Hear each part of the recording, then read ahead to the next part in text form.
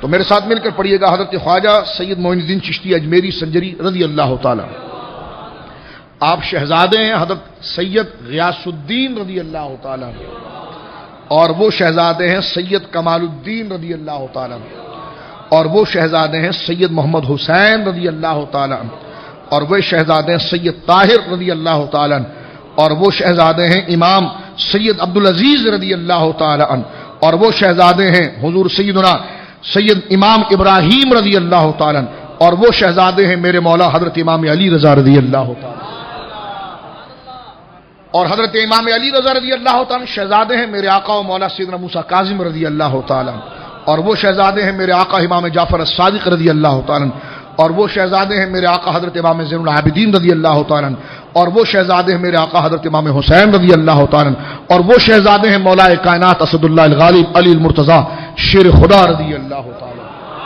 تو یہ شجرہ نسب ہے حضرت خواجہ غریب النواز رضی اللہ تعالی کا جو میں نے آپ سے کی خدمت میں عرض کیا، جو سید غیاث الدین رضی اللہ تعالی جو آپ کے والد گرامی ہے وہاں سے شروع ہوتا ہے اور حضرت مولا حسین رضی اللہ تعالی عنہ وردہ النہ کی بارگاہ تک پہنچتا ہے. تو یہ خواجہ صاحب کا نسبی سلسلہ ہے. کیا ہے؟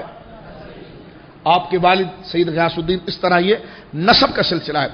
طریقت کے اندر جو حضرت خواجہ صاحب کو جو اجازتیں ہوئی ہیں اور سلسلہ چشتیہ کے اندر جو آپ قریت اور یہ تفوق حضرت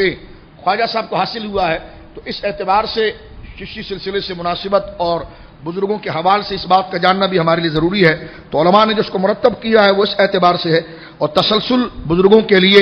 دعائیہ کلمات کا اور اللہ رب العالمین کی بارگاہ میں اس سے محمود و مقصود ہونے کے حوالے سے پڑھیں. اور میں بھی پڑھاتا ہوں، لیکن اس میں طریقہ یہ ہے کہ جو حضرات یہاں پر گھٹنے کھڑے ہو کر بیٹھے ہیں، اس کو حدیث پاک میں کتے کی عادت کہا گیا ہے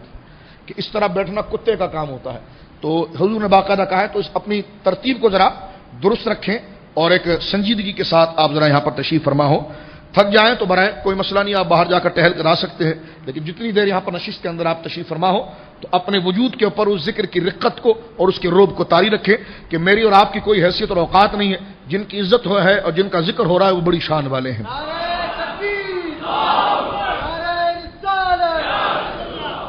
حضرت خواجہ غریب النواز رضی اللہ تعالی عنہ وردہ عنہ کی ذات مبارکہ کی عبقریت اور ان کی شان. اب سلسلہ طریقت کے حوالے سے جو اجازت ہے حضرت خواجہ صاحب رضی اللہ تعالی، اب میں اس شجرے کو آگے پڑھنے جا رہا ہوں. حضرت خواجہ معین الدین چشتی اجمیری رضی اللہ تعالی عنہ، آپ کو اجازت ہے، آپ کے شیخ طریقت ہیں حضرت شیخ عثمان ہرونی، یہ بھی ذکر کیا گیا، ہارونی بھی ذکر کیا گیا، ہرونی بھی کہا گیا ہے رضی اللہ تعالی عنہ وردہ عنہ. اور آپ کو اجازت ہے حاجی سید شریف چشتی رضی اللہ تعالی عنہ، اور آپ کو اجازت ہے حضور شیخ مودود چشتی رضی اللہ تعالی عنہ وردہ عنہ، اور آپ کو اجازت ہے حضرت شیخ ابو یوسف چشتی رضی اللہ تعالی عنہ، اور آپ کو اجازت ہے حضرت شیخ ابو محمد چشتی رضی اللہ تعالی عنہ، اور آپ کو اجازت ہے حضرت ابو اسحاق شامی رضی اللہ تعالی عنہ، اور آپ کو اجازت ہے حضور شیخ ممتاز علوی دنوری رضی اللہ تعالی عنہ، اور ان کو اجازت ہے حضرت شیخ ابو ہریرہ رضی اللہ تعالی عنہ، ان کو اجازت ہے حضرت شیخ حذیفہ مرعشی رضی اللہ تعالی عنہ، ان کو اجازت ہے حضرت سلطان ابراہیم بن ادہم رضی اللہ تعالی عنہ، ان کو اجازت ہے حضرت شیخ فضیل بن عیاض رضی اللہ تعالی عنہ، ان کو اجازت ہے حضرت خواجہ عبد الاحد رضی اللہ تعالی عنہ، اور ان کو اجازت ہے امام الاولیاء حضور سیدنا خواجہ حسن بصری رضی اللہ تعالی عنہ، اور ان کو براہ راست اجازت ہے مولا کائنات علی المرتضی رضی اللہ تعالی عنہ. تو یہ خواجہ صاحب کا طریقت کا سلسلہ ہے جو شجرہ ہے سلسلہ چشتیہ میں، اور مجدد صاحب کو یہیں سے اور دیگر علماء کو اسی سلسلے سے خلافتوں کا سلسلہ آگے بڑھا ہے حضرت خواجہ غریب النواز رضی اللہ تعالی عنہ وردہ عنہ کے حوالے سے. اب ہم نے سلسلہ طریقت کو بھی دیکھ لیا اور سلسلہ نسب کو بھی دیکھ لیا. اب کچھ باتیں ذرا آگے چلتے ہیں. کچھ دنوں سے میرے سامنے ایسی کچھ باتیں آ رہی تھی، میں نے حضرت داتا صاحب کے یوم پر بھی ایک بات کی ہے. اس میں ان کا ایک مبلغ ہے وہ امیر حمزہ نامی، وہ اکثر اولیاء کے حوالے سے ان کا ایک رسالہ نکلتا ہے اہل حدیث کے نام سے، اس میں وہ لوگوں کو مس گائیڈ کرتے رہتے ہیں اور اس میں تنفر پیدا کرتے رہتے ہیں. تو خواجہ صاحب کے حوالے داتا صاحب کے حوالے سے بھی اس نے اپنی مغلظات اور بھانت بھانت کی بکواس کی تھی کہ یہ قبر شریف جو ہے جو داتا صاحب کی یہ اصل قبر نہیں، قبر کہیں اور ہے. تو الحمدللہ اس کا جواب تشریفی طور پر تفصیلی طور پر ہم نے داتا صاحب کے یوم پر ذکر کیا ہے. اسی طرح حضرت خواجہ صاحب کے بعد بھی اس نے بھانت کی بولی بکی ہے. تو ہم یہ چاہتے ہیں کہ میں نے نام اس لیے دیا تاکہ آپ کچھ سننے کے لیے تیار بھی ہو جائیں کہ صرف آپ خاموش نہ رہیں، آپ کے خلاف جو سازش ہو رہی ہے اور گرد و نواز سے جو بد مذہب اپنے آپ کو سمیٹ کر کبھی جہاد کے نام پر، کبھی نماز و روزے کے نام پر جو آپ کے خلاف کام کر رہا ہے، تو آپ اس سے بیدار بھی رہیں اور ہوش بھی رکھیں کہ آپ جو تنہا پھیل رہے ہیں سن آدمی کی طرح ایسا نہیں ہے، بلکہ گرد و نواز سے بد مذہب آپ کے دائرے کو تنگ کر رہے ہیں. تو ہمارا اخلاقی ایمانی فرض ہے کہ ان کو بے نقاب کریں اور آپ کو آپ کی اہمیت سے واقف کریں. اب آئیے حضرت خواجہ غریب نواز رضی اللہ تعالیٰ کا تربت اقدس اور مزار اقدس یقیناً یہیں پر یہ ہے جہاں پر وہ سفید مبارک نورانی گنبد آپ کو نظر آتا ہے، اور جس گنبد شریف کی آپ زیارت کرتے ہیں اور اکثر تصاویر کے اندر حضرت خواجہ صاحب کا وہ گنبد ہوتا ہے. لہذا سب سے پہلے میں آپ کی خدمت میں جو روایت یہاں پر کوٹ کرنا چاہتا ہوں وہ اس تفصیل کے ساتھ عرض کرنی ہے کہ مستند روایتوں کے اعتبار سے حضرت خواجہ زین العابدین سید محمد اسماعیل حنفی چشتی اجمیری اپنی کتاب میں تذکرۃ المعین میں اس کا ذکر فرماتے ہیں کہ خواجہ صاحب کا مزار مقدس کہاں پر ہے. فرماتے ہیں اجمیر شریف، اب اس کی تفصیل میں پڑھتا ہوں، اجمیر شریف دامن کوہ میں نہایت خوبصورتی کے ساتھ آباد ہے. وہ لکھتے ہیں یہ تاریخ تسلسل جو صدیوں سے چلا آیا ہے خواجہ صاحب کے دربار مقدس سے متعلق، تو یہ آپ کی خدمت میں عرض کرنے کا مقصد ہے. فرماتے ہیں اجمیر شریف دامن کوہ، کوہ کہتے ہیں پہاڑ کو، یعنی پہاڑ کے دامن میں اجمیر شریف دامن کو. اور یہ اجمیر شریف کہنا یہ اہل سنت کا طریقہ ہے. فاضل بریلوی رضی اللہ تعالیٰ عنہ سے کسی نے فتاوے میں پوچھا تھا کہ ایک شخص ہے جو کثرت سے اجمیر اجمیر کرتا ہے، اس کے بارے میں آپ کیا فرماتے ہیں؟ تو فرماتے ہیں یہ اجمیر کی تکرار کرنے والا مجھے بد مذہب لگتا ہے، اس لیے کہ جو صحیح عقیدے والے لوگ ہوتے ہیں وہ حضرت خواجہ کی نسبت سے اجمیر کو اجمیر نہیں کہتے، اجمیر شریف کہتے ہیں.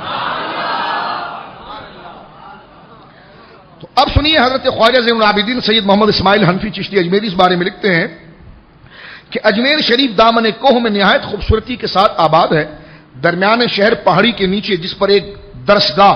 کسی بزرگ کی ماں تبرکات بغداد شریف وہاں مدفون ہے. چنانچہ یہ وہ لوگ ہیں جو جغرافی اعتبار سے تاریخ کو مرتب کرتے ہیں. آگے لکھتے ہیں چنانچہ وہ مکان بسبب تبرک حضرت غوث اعظم رضی اللہ تعالیٰ عنہ کے چلہ شریف کے نام سے مشہور ہے، بنی ہوئی ہے. پھر آستانہ مبارک حضرت خواجہ معین حق والدین حسن سنجری ثم اجمیری رضی اللہ تعالیٰ عنہ وردانہ کا ہے. گنبد مبارک حضور کا شیخ خواجہ حسین ناگوری رضی اللہ تعالیٰ نے سلطان ابراہیم لودھی بن سکندر لودھی کے عہد میں 939 میں تعمیر کرایا تھا، یہ جو گنبد شریف. اور آگے لکھتے ہیں کہ گنبد مبارک سے ملحق شرق رو پر ایک دہلان سنگ مرمر کا ہے جس پر صدر دروازہ گنبد شریف کا ہے جو جہاں آرا بیگم کا تعمیر کرایا ہوا ہے. گنبد شریف کے وسط میں مزار فائز الانوار حضرت خواجہ غریب نواز کا ہے جو ہمیشہ عطر و سندل وغیرہ خوشبویات سے معطر رہتا ہے. یہ ہند کی تاریخ کا پہلا حوالہ ہے. دوسرا حوالہ یہی بات حضرت خواجہ معین حضرت شیخ عبدالحق محدث دہلوی رحمۃ اللہ نے یہی پوری بات اخبار الاخیار کے اندر لکھی ہے. یعنی شیخ محقق نے یہ بات 10ویں صدی ہجری میں لکھی اور اب آپ دیکھیے تقریباً 500 سال کا عرصہ ہو گیا. اور حضرت شیخ عبدالحق محدث دہلوی رحمۃ اللہ علیہ اہل سنت کے اکابر علماء میں سے ہیں اور درجہ امامت پر ہیں. جس طرح میں نے پہلے عرض کیا حضرت شیخ عبدالحق محدث دہلوی کی تحریر لفظاً اہل سنت پر حجت ہوتی ہے. اور آپ کا ایک ایک جملہ ہمارے نزدیک صرف جملہ نہیں ہوتا، اہل سنت کے قوانین کی صورت میں ہوتا ہے. یعنی اہل سنت کی آئینی صورت اختیار کرتا ہے جو حضرت شیخ عبدالحق محدث دہلوی رحمۃ اللہ علیہ اس کو نقل فرماتے ہیں. اور الحمدللہ یہ بھی سنیے کہ اس بات پر غیر مقلدوں کی طرف سے تاریخ اہل حدیث جو ابراہیم سیالکوٹی نے لکھی ہے اس نے بھی اپنی کتاب کے اندر بر صغیر کے جید علماء کے اندر حضرت شیخ عبدالحق محدث دہلوی کا ذکر لکھا ہے اور اس نے لکھا ہے کہ یقیناً آپ برکات ہند ہیں اور ہند میں علم حدیث کو جس شخصیت نے بچایا ہے اکبر کے فتنے کے مقابلے میں وہ حضرت شیخ عبدالحق محدث دہلوی رحمۃ اللہ علیہ. دیا بنا بھی آپ کا احترام کرتے ہیں لیکن الحمدللہ اہل سنت بڑی کشادہ قلبی کے ساتھ اور اللہ رب العالمین کے توفیق سے اس بات کو ذکر کرتے ہیں کہ شیخ محقق کو ہم دیابنا یا وابیوں کی طرح مانتے ہی نہیں بلکہ ان کی کتابوں میں جتنے عقیدے لکھے ہیں الحمدللہ وہ سارے عقیدے آپ کو امام احمد رضا کے پاس ملے. جس مسئلے پر بد مذہب مناظرہ کرتا ہے حاضر ناظر علم غیب یا رسول اللہ نظر و نیاز مزار والے زندہ ہیں اور یا نہیں ہیں اس مسئلے کے اوپر یا ان سے مدد مانگنے کے مسئلے کے اوپر توسل کے اوپر حضور کے نور کے اوپر سرکار کے والدین کے ایمان کے اوپر حضور کے مختار مطلق ہونے کو مکمل جتنے مسئلے پر بدمزم مناظرہ کرتا ہے الحمدللہ امام احمد رضا جو جواب دیتے ہیں وہ ساری باتیں شیخ صاحب کی کتابوں میں لکھی ہیں۔ تو یہ اہل سنت کی حقانیت ہے کہ ہم کٹی پتنگ نہیں ہے